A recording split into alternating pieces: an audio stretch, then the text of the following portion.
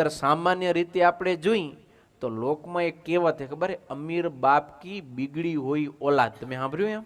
सांभळ्युं ने? हाँ, अमीर बाप की बिगड़ी हुई औलाद।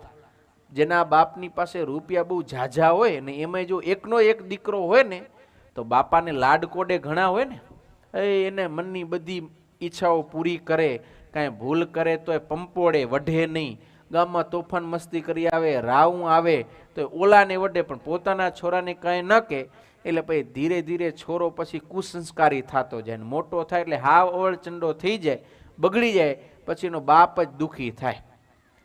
એને કહેવાય અમીર બાપ કી બીગડી હુઈ ઓલાદ।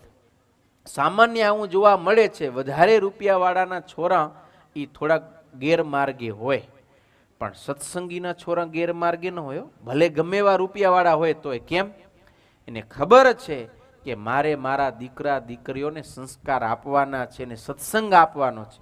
ગમે એવા રૂપિયાવાળા હોય પણ જો એ પોતે સાવધાન હોય ને તો એના દીકરા દીકરીઓ ખરાબ થતા નથી।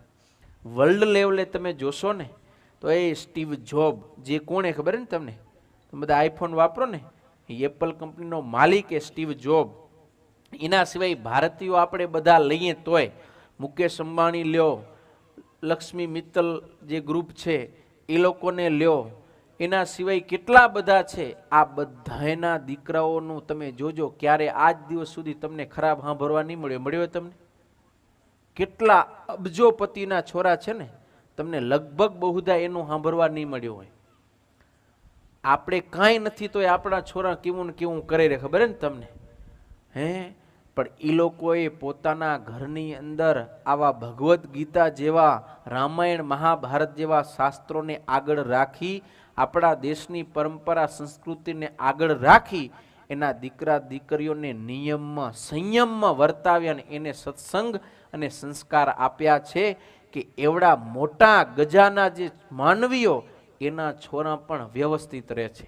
કેમ? મા બાપ સાવધાન છે।